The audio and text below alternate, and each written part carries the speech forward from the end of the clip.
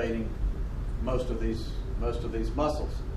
So the lingual nerve's coming in from laterally and above and going into the tongue. The hypoglossal is coming in from inferiorly. You saw the hypoglossal looping under the side of the mandible when we dissected in the neck. So it runs anteriorly here above the hyoid, between the hyoid and the tongue. Okay? And loops, it passes lateral to the hyoglossus muscle. So there's that hyoglossus, that vertical muscle there. But medial to the stylohyoid and digastric, which are out here. So you saw it coming down the back of the mandible and then looping in, okay, medial to digastric, but it's right up against the hyoglossus. So if you find the hypoglossal nerve in here, usually you see this vertical muscle next to it, that's your hyoglossus.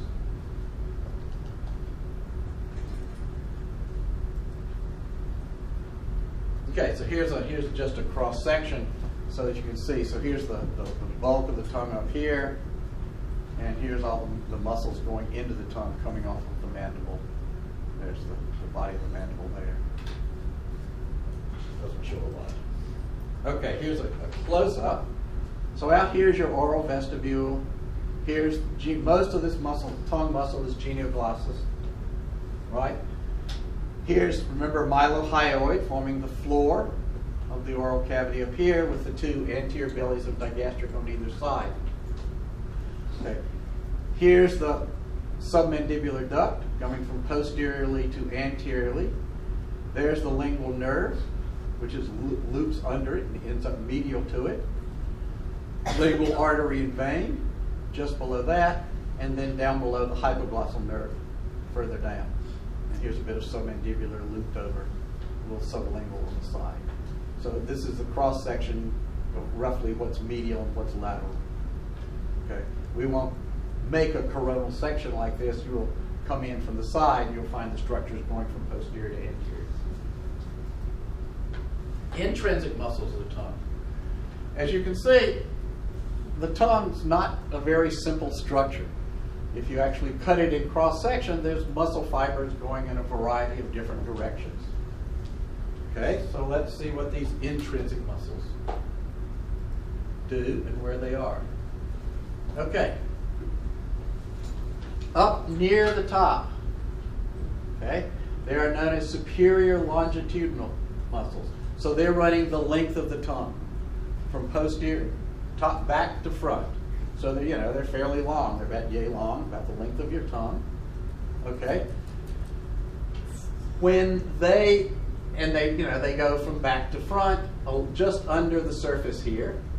When they contract, they're going to curl the tongue. Okay. There's lovely pictures here. Okay. So you have muscles running from back to front here, and they contract. They're going to curl the tongue upward, make it concave superiorly.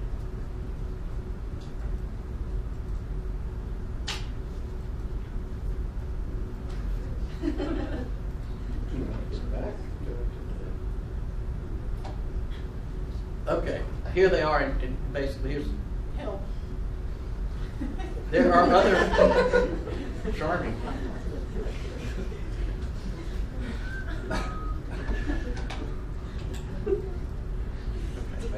Too distracting. Okay, there are other longitudinal muscles running from the back of the tongue to the front, but these are the inferior longitudinals, right? So they run the whole length of the tongue, whereas these are on the upper side, and when they contract, they're going to curl the tongue upwards.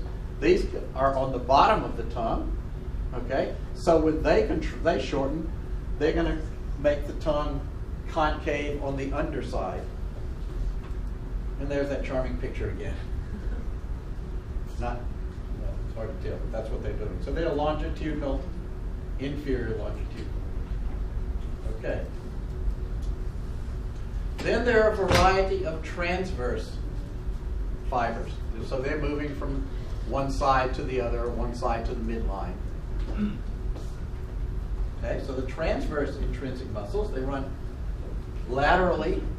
Okay, so there's a medial septum. So they run, some of them run in this direction, some of them run in that direction. they're inferior to the superior longitudinals, so they're more towards the middle of the tongue. And obviously when they contract, they're going to pull the sides towards the midline. So they're going to make the tongue narrower but deeper. And there's a picture of that. Okay, so that makes sense. The transverse fibers are going to pull the sides together to make the tongue taller and narrower. And then there are these little vertical fibers. Okay, and obviously they sort of tie into the transverse ones here.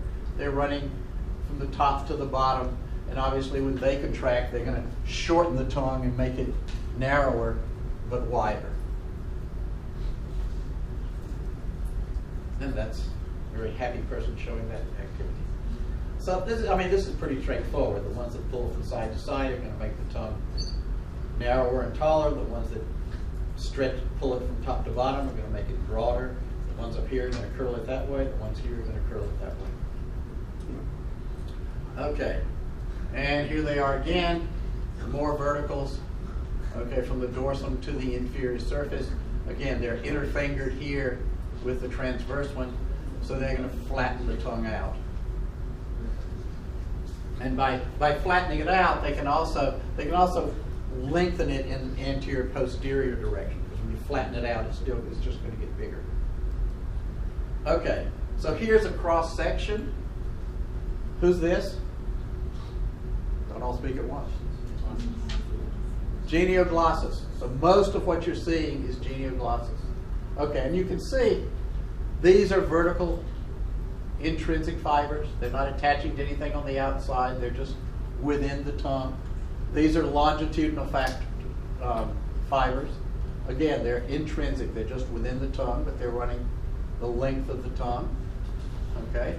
And these are sort of hard to see. You're seeing them in cross section, but those are the transverse ones that are coming in and out from side to side. So where's the inferior? They weren't in that picture.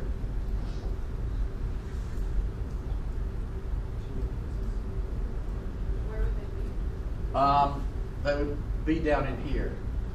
See, we're not seeing this is sort of the midline, but they would be running the length down there. They're harder to find, needless to say. It's getting sort of busy down there. Okay. We've seen the inside of the tongue. We haven't seen the outside of the tongue. Okay, so when you when you bisected the head, what you should have done is, split down through the nasal cavity, flip the two sides so that you're looking at the tongue from the top. And this is basically what you see.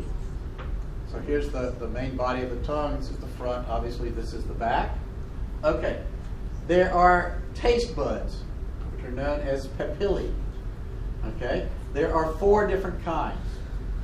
There's some little bitty ones here that sort of look like mushrooms, and they're called fungiform papillae.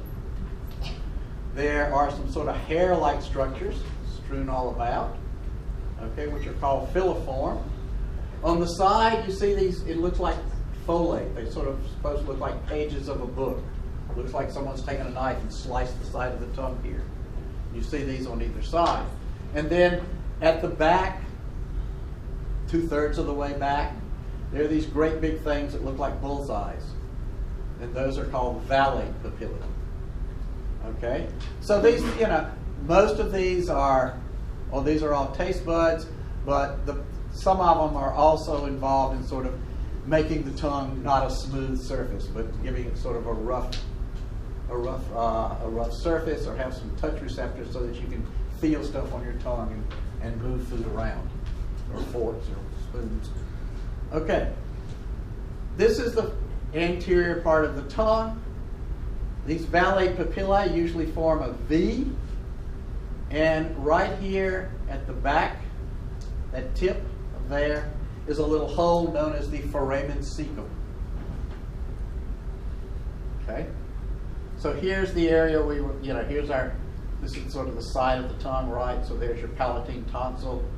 So your palatoglossal fold is going to be coming down here. Your palatopharyngeal fold is going down there. And then this is your epiglottis, which we will see more of in the next section. But this is the back of the tongue. So this is the part, right, that's getting taste from cranial nerve 7. Glossopharyngeal is responsible for this back part. This area back here, these are called lingual follicles, or this roughened area back in there. Okay, like I say, there's all these folds and things that we'll see in a later dissection.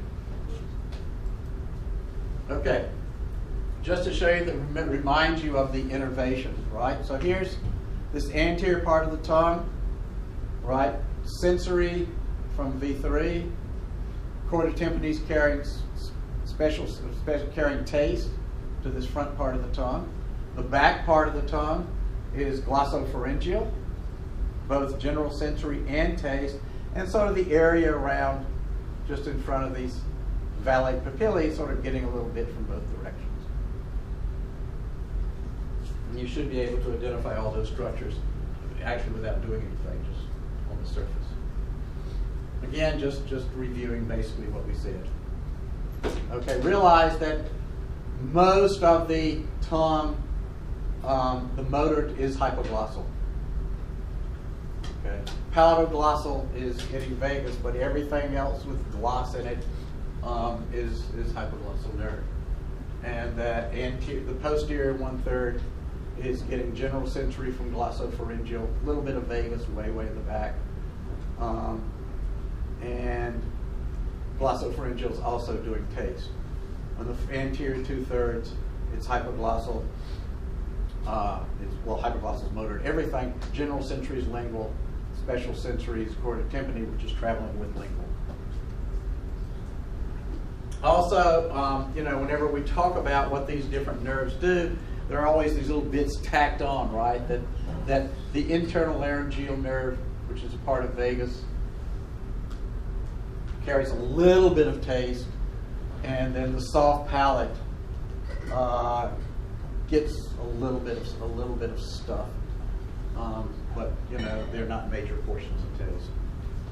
Okay, today's dissection, as I said, this lecture was obviously on soft palate and pharynx and area around there. When tomorrow's dissection is going to be all this tongue stuff that I just talked about. So just to give you a heads up, today we're doing hard and soft palate. You will have a better idea what's going on if we'll bring some skulls out, if you sort of review the bony structures of this area. Recall where that little hamulus is and where the pterygopalatine fossa is, because we'll be talking about structures that are lying in there. Again, in the soft palate area, there are lots of different folds, and they overlie muscles. So when there's a salpingopharyngeal fold, there's a salpingopharyngeal muscle underneath, and a palatoglossal, and so forth. Many of the structures that you're asked to find are not going to be obvious on the surface. Tensor veli palatini, you have to dig for. You have to dig down next to the eustachian tube to find it way back up in there. Likewise, we showed these pictures of the greater and lesser palatine nerves, and you're asked to find the pterygopalatine ganglion. You have to chip away the posterior area of the nasal region. You have to chip away the bone to find those structures way back in the back of the nasal region. So they're not going to be on the surface. You have to break some bones to get in there. Okay, and I have a movie. It's actually one of the better movies. Okay. See here. We have some sound.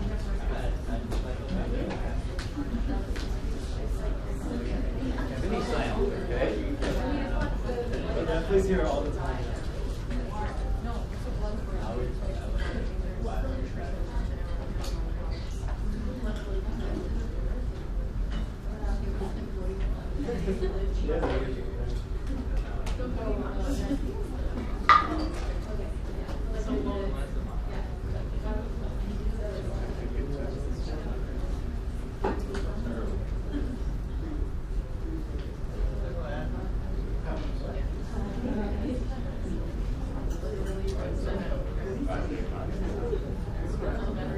Yeah, most of them get here early in trouble.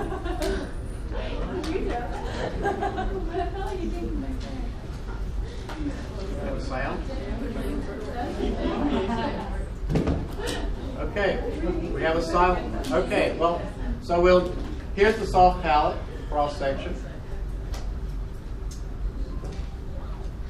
Why don't we have sound?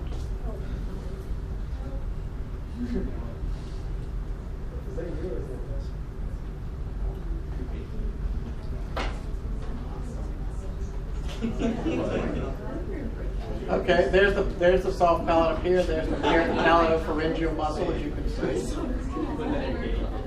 There's the meatus stylopharyngeus back. I like pizza and I hate it.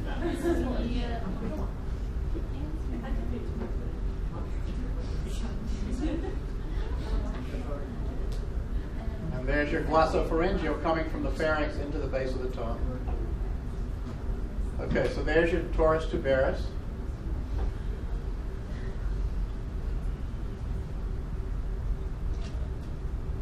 Okay, so there's your levator coming out of the side of the soft palate. And way up front, deep in there, is the tensor belli palatini, which is going to wrap around the hamulus and come in from the side.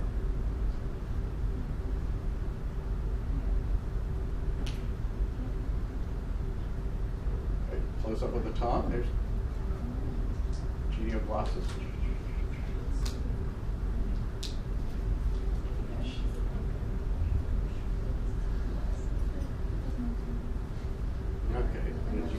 That's not terribly clear. There are better ways of finding those structures.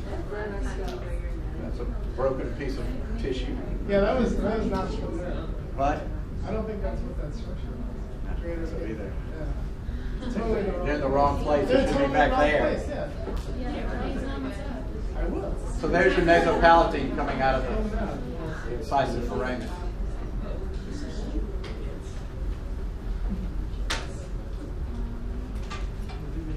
Okay, now they're where they want to be.